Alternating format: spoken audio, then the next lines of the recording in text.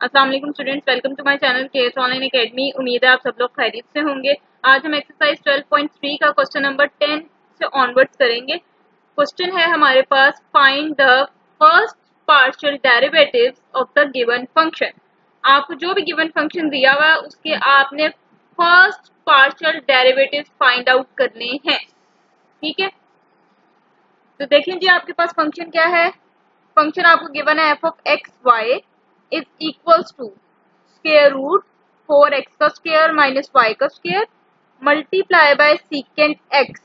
ठीक है, अब आप देखो कि आपके पास दो फंक्शंस की यहाँ पर प्रोडक्ट आ रही है। So this one is your first function and this one is your second function.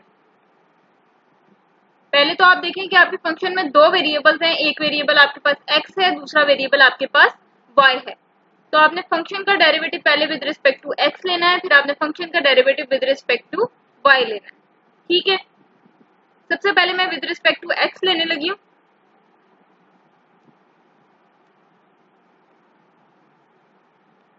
जब मैं x के हिसाब से डेरिवेटिव लेने लगी हूँ तो ऑब्वियसली मैं पार्शियल बाय पार्शियल x जो है वो अपनी लेफ्ट साइड पे भी लगाऊंगी, वो अपनी राइट साइड पे भी लगाऊंगी। उसके बाद अगर आप देखें तो 4x square minus Y square के ऊपर स्क्वायर रूट था, तो मैंने स्क्वायर रूट की जगह उसकी पावर लिख दी है 1/2 और ये सीकेंट x साथ आपके पास वैसे। ठीक है, अभी मैंने क्या किया है, अभी मैंने सिर्फ दोनों साइड्स पे partial by partial x apply किया। ठीक है,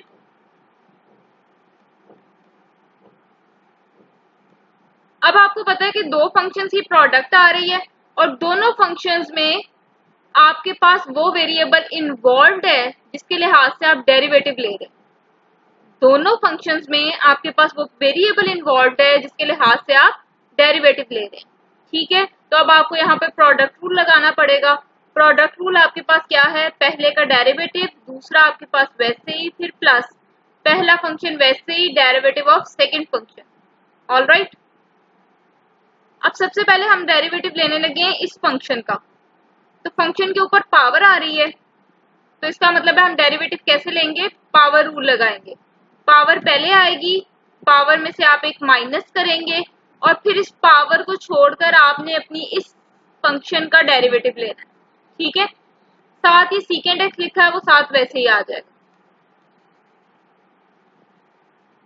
आगे आपके पास ये लिखा हुआ है 4x square minus Y square की पावर 1/2, ये आपके पास वैसे ही आ जाएगी और यहाँ पर डेरिवेटिव आपने लेना है सीकेंट एक्स का। तो बच्चों सीकेंट एक्स का डेरिवेटिव आपके पास क्या होता है, secant X into tan X.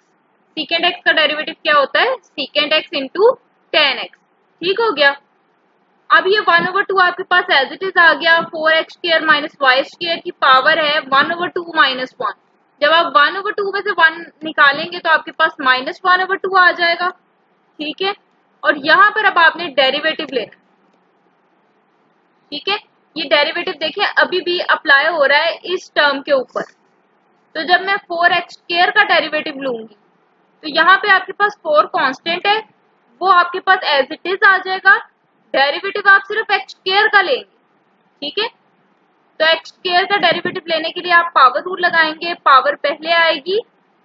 ठीक है, पावर में से जब आप एक माइनस करेंगे तो 2 में से 1 माइनस करेंगे तो आपके पास x की पावर कितनी आ जाएगी, 1। और जब इस पावर को छोड़कर आप अपनी इस फंक्शन का डेरिवेटिव देखेंगे तो x का derivative with respect to x बच्चों आपके पास क्या हो जाएगा, वो 1 हो जाएगा। ठीक है, उसको राइट डाउन करने की जरूरत नहीं है। तो ये 4x स्क्वायर का तो मैंने डेरिवेटिव ले लिया।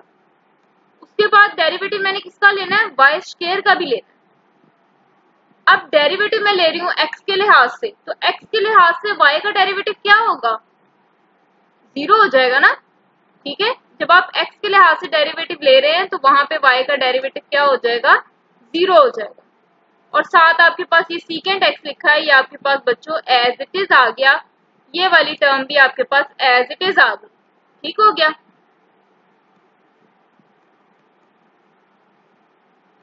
उसके बाद आप देखें कि ये पावर नेगेटिव है, इसको पॉजिटिव करने के लिए इसको मैं नीचे ले आई। ऊपर मेरे पास क्या बचा, 4 2s are 8x secant x, वो मैंने ऊपर लिख लिया और नीचे मेरे पास ये 2 पड़ा है। ठीक है, फिर आगे ये प्लस का साइन जो था ये एज इट इज आ गया। ये वाली सारी टर्म आपके पास एज इट इज आ गई। ठीक है, यहाँ पर मैंने क्या किया कि 1/2 लिखा हुआ था तो उसकी जगह मैंने क्या कर दिया है, स्क्वायर रूट डाल दिया। ठीक हो गया। अब ये कैंसिल हो जाएगा, 2 1 2 2 4 8, तो ऊपर आपके पास आ जाएगा 4x सीकेंट x, बाकी सारा कुछ आपके पास एज इट इज रहेगा। अब आप देखिए अगर मैं एलसीएम लेती हूँ, ये सारी मेरे पास एक टर्म है, ठीक है, ये प्लस का साइन आ गया, उसके बाद ये सारी मेरी दूसरी टर्म है, ठीक है। तो जब इन दो टर्म्स का मैं एलसीएम लूंगी तो एलसीएम में मेरे पास ये आ जाएगा 4x का स्क्वायर माइनस y का स्क्वायर होल स्क्वायर रूट।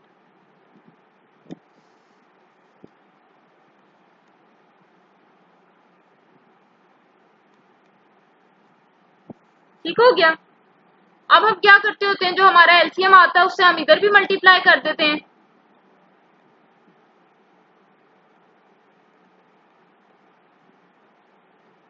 और उससे हम अपनी इस टर्म को भी मल्टीप्लाई कर देते हैं, ठीक है।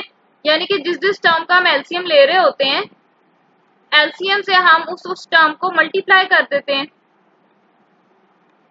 तब आप देखो तो यहाँ से आपका ये 4x square minus Y square इसके साथ कैंसिल हो जाएगा और ऊपर आपके पास बचेगा 4x सीकेंट x, ठीक है। फिर ये वाला प्लस का साइन आया, उसके बाद आप देखो तो ये 4x square minus Y square का स्क्वायर रूट, ये भी 4x square minus Y square का स्क्वायर रूट, तो ये आपके पास क्या बन जाएगा, ये आपके पास बन जाएगा बच्चों 4x का स्क्वायर माइनस y का स्क्वायर, इस सारे का स्क्वायर। ऐसे ही है ना, ये 2 दफा मल्टीप्लाई हो रहा है तो उसके ऊपर स्क्वायर आ जाएगा, ये स्क्वायर इस स्क्वायर रूट से कैंसिल हो जाएगा, तो आपके पास आ जाएगा 4x square minus Y square, ये सीकेंट x tan x आपके पास एज इट इज आ जाए, ठीक है।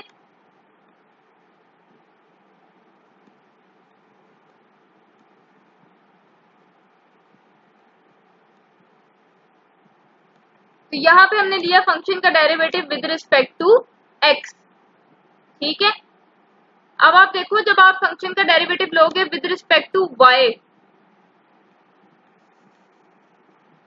जब आप फंक्शन का डेरिवेटिव लेंगे विद रिस्पेक्ट टू y, बहुत ही आसान है, कुछ भी इसमें चेंज नहीं होना,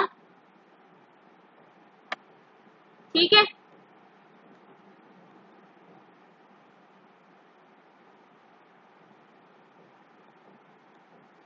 तो अब क्या होगा स्टूडेंट्स, अब आप देखें तो y आपका सिर्फ इस फंक्शन में इन्वॉल्व है, आपके सेकंड फंक्शन में y इन्वॉल्व नहीं है, ठीक है। सेकंड फंक्शन में y इन्वॉल्व नहीं है, तो ये जो सेकंड फंक्शन है ये बेसिकली यहाँ पर एज अ कांस्टेंट बिहेव कर रहा है। क्यों? क्योंकि इसमें वेरिएबल x शामिल है, आप डेरिवेटिव ले रहे हो y के लिहाज से, ठीक है। तो या तो आप ऐसे कह लो कि इसने एज इट इज साथ आ जाना है, या आप ऐसे कह लो कि इसको आप डेरिवेटिव से बाहर निकाल दो, ठीक है। आई मीन्स टू से कि आप या ऐसे लिख लो कि सीकेंट x आपका डेरिवेटिव से बाहर चला जाएगा, डेरिवेटिव आप सिर्फ इस पे लगाएंगे,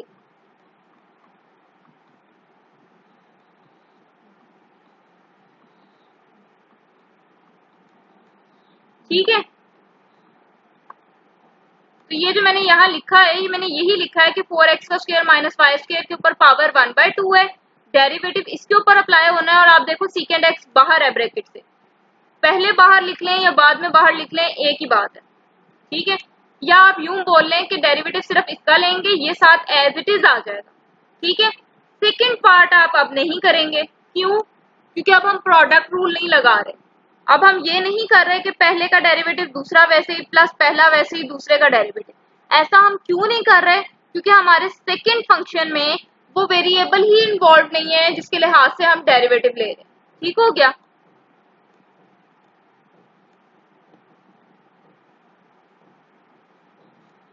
तो देखें जी, डेरिवेटिव आपके पास वैसे ही आएगा, पावर पहले आएगी, पावर में से आप एक माइनस करेंगे, पावर को छोड़कर आप इस फंक्शन का डेरिवेटिव लेंगे, but now this time you are taking the derivative with respect to y, और ये जो आगे आपने लिखा हुआ था ये खत्म हो जाएगा, ठीक है।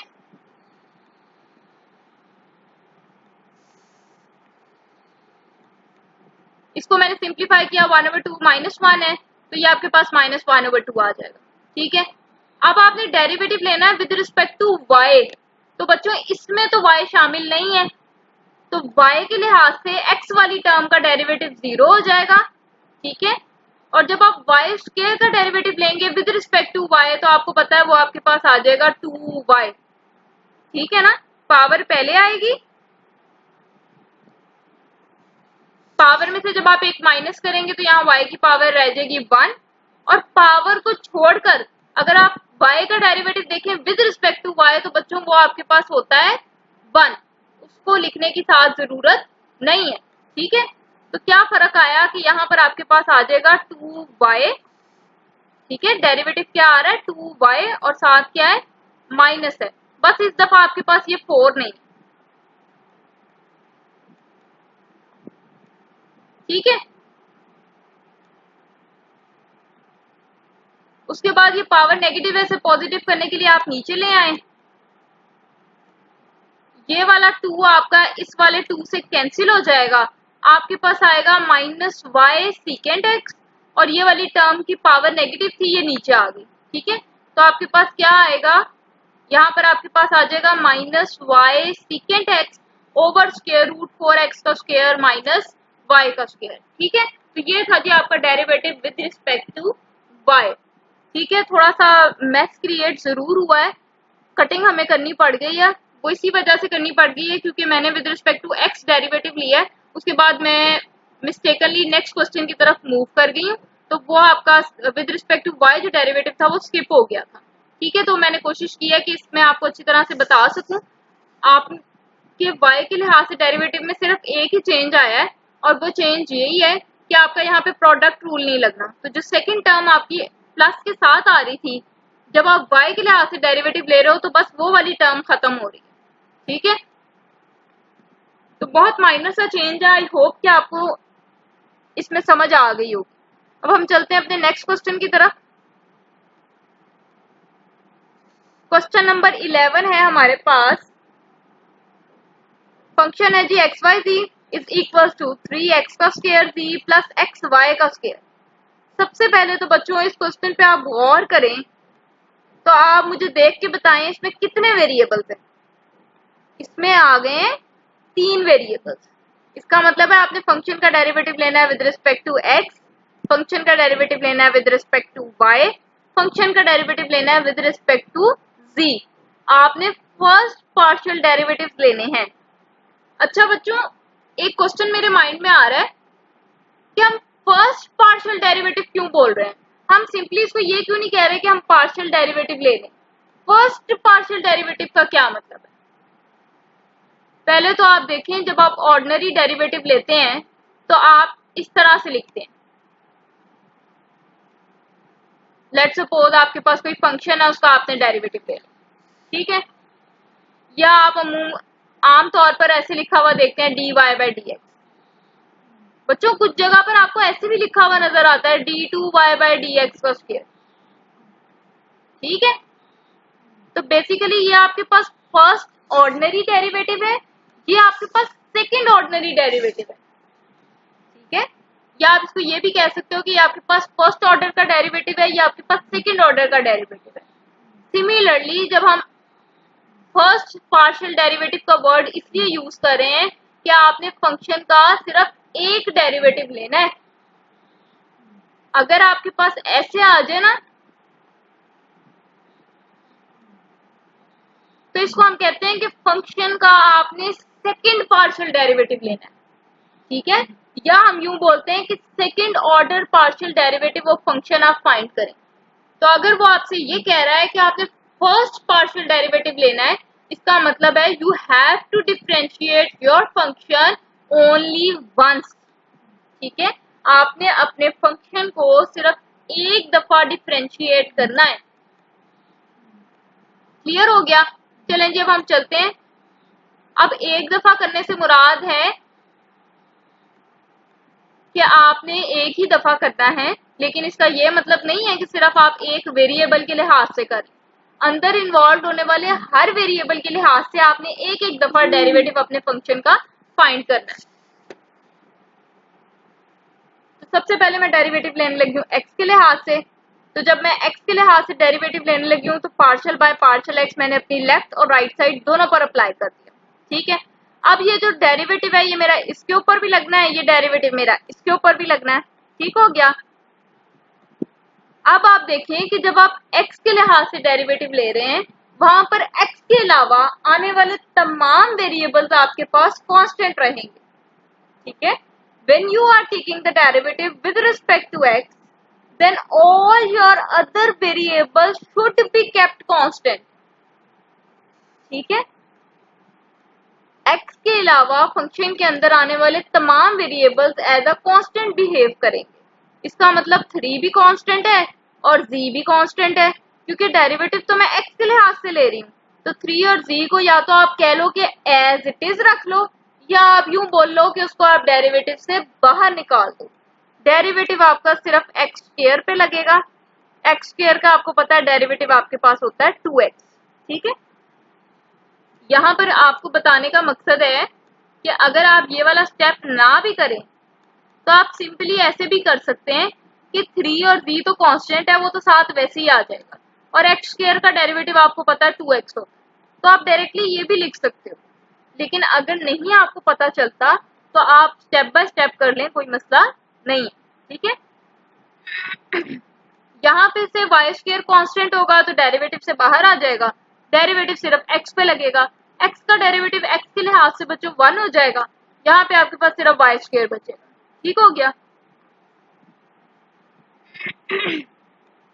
तो ये आपके पास आ जाएगा 3 2 6 zx प्लस वाई स्क्वायर। अब मैं इसी फंक्शन का डेरिवेटिव लेने लगी हूँ विद रिस्पेक्ट टू y। ठीक है। तो जब मैं y के लिहाज से डेरिवेटिव लेने लगी हूँ तो मैंने अपनी लेफ्ट और राइट साइड पे partial by partial y apply कर दिया। अब डेरिवेटिव मेरा इसके ऊपर भी लगना है, डेरिवेटिव मेरा इसके ऊपर भी लगना है। ठीक है। अब आप मुझे खुद देखकर बताएं कि यहाँ पर कहीं पर y है? नहीं है। जब आप जिस वेरिएबल के लिहाज से डेरिवेटिव ले रहे हैं वो वेरिएबल ही आपके फंक्शन में शामिल नहीं है, तो फिर उस फंक्शन का डेरिवेटिव क्या हो जाएगा? 0 हो जाएगा। ठीक है। यहाँ पर x कांस्टेंट है, डेरिवेटिव से बाहर चला जाएगा। डेरिवेटिव आप सिर्फ y स्क्वायर का लोगे तो y स्क्वायर का डेरिवेटिव बच्चों आपके पास आएगा 2y, तो ये आपके पास आ जाएगा 2xy। अब आपने लेना है फंक्शन का derivative with respect to z। ठीक है। तो मैंने again partial by partial z जो है वो लेफ्ट पे भी और राइट पे भी अप्लाई कर दिया है। उसके बाद डेरिवेटिव आपका इस टर्म पे भी अप्लाई होना है, डेरिवेटिव आपका इस टर्म पे भी अप्लाई होना है। ठीक है। अब अगर आप गौर करो तो इस टर्म में आपके पास z कहीं पे भी मौजूद नहीं, तो z के लिहाज से इसका डेरिवेटिव क्या हो जाएगा? आपके पास 0 हो जाएगा। और अगर यहाँ पर आप देखो तो 3x स्क्वायर तो कांस्टेंट है, उसने तो साथ आना ही आना है, और z का डेरिवेटिव z के लिहाज से क्या हो जाएगा? 1 हो जाएगा। तो यहाँ अगर आप साथ 1 लिखना चाहते हैं लिख लें, अदरवाइज उसकी जरूरत नहीं है। तो ये आपके पास आंसर आया है 3x का स्क्वायर। ठीक हो गया। नेक्स्ट क्वेश्चन है जी आपके पास क्वेश्चन नंबर 12। क्वेश्चन नंबर 12 में भी अगर आप देखें तो आपके पास 3 वेरिएबल्स का फंक्शन आ रहा है। ठीक है। फंक्शन आपके पास है जी x का स्क्वायर y की पावर 3 z की power 4 plus 2x minus 5y। ठीक है। इसका डेरिवेटिव मैंने x के लिहाज से भी लेना है, y के लिहाज से भी लेना है और z के लिहाज से भी लेना है। ये क्वेश्चन मैंने शॉर्ट स्टेप्स में किया है क्योंकि अब इतने सारे क्वेश्चंस कर लिए हैं, तो आई होप कि आपको अब समझ आ जाएगी। ठीक है। सबसे पहले तो देखें मैंने partial by partial x left पे भी लगाया है, और मैंने okay here is a mistake,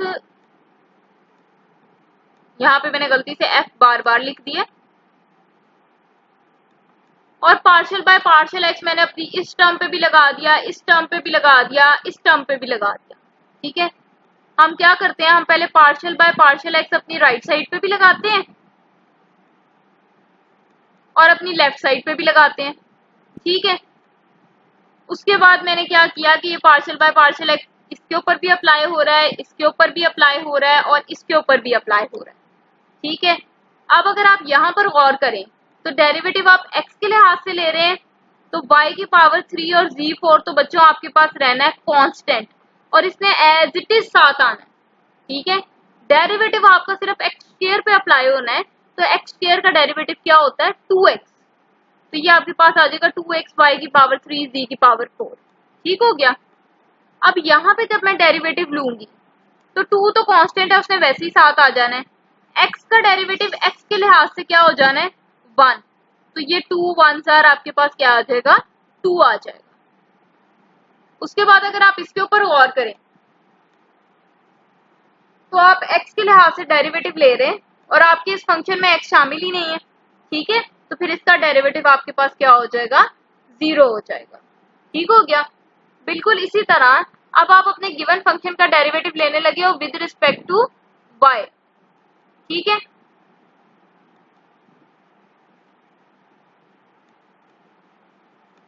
जब आप विद रिस्पेक्ट टू y लोगे तो फिर आप यहां पर क्या लगाओगे पार्शियल बाय पार्शियल y, ठीक है। तो ये जो पार्शियल बाय पार्शियल y है ये बेसिकली आपका इसके ऊपर भी अप्लाई होना है, इसके ऊपर भी अप्लाई होना है और इस 5yz के ऊपर भी अप्लाई होना है, ठीक है। अब आप डेरिवेटिव किसके लिहाज से ले रहे हैं y के लिहाज से ले रहे हैं, तो यहाँ पर आपके पास x² भी एज अ कांस्टेंट है और z4 भी आपके पास एज अ कांस्टेंट है, तो ये दोनों तो वैसे ही साथ आ जाएंगे। डेरिवेटिव आपने लेना है y की पावर 3 का, तो बच्चों y की पावर 3 का डेरिवेटिव आपके पास कैसे आएगा, पावर पहले आएगी, पावर में से जब आप एक माइनस करेंगे तो आपके पास y का रह जाएगा स्क्वायर और पावर को छोड़कर अगर आप y का डेरिवेटिव देखें विद रिस्पेक्ट टू y तो वो क्या हो जाएगा वो 1 हो जाएगा, ठीक है। तो x² z4 साथ वैसे ही y की पावर 3 का जब आप डेरिवेटिव लेंगे वो आपके पास आ जाएगा 3y²। इसी तरह यहाँ पर आप देख रहे हो कि इसमें आपके पास y शामिल ही नहीं है, इस फंक्शन में आपके पास y शामिल ही नहीं है, तो y के लिहाज से इसका डेरिवेटिव क्या हो जाएगा 0 हो जाएगा, ठीक है। सिमिलरली यहाँ पर आप देखो तो 5 और z आपके पास एज अ कांस्टेंट बिहेव कर रहे हैं और y का derivative with respect to y आपके पास क्या हो जाएगा 1 हो जाएगा, ठीक है। तो ये आपके पास आ जाएगा 3x का स्क्वायर y का स्क्वायर z की पावर 4 माइनस 5 1 5 और 7z, ठीक है। अब आप लेने लगे हैं अपने गिवन फंक्शन का derivative with respect to z,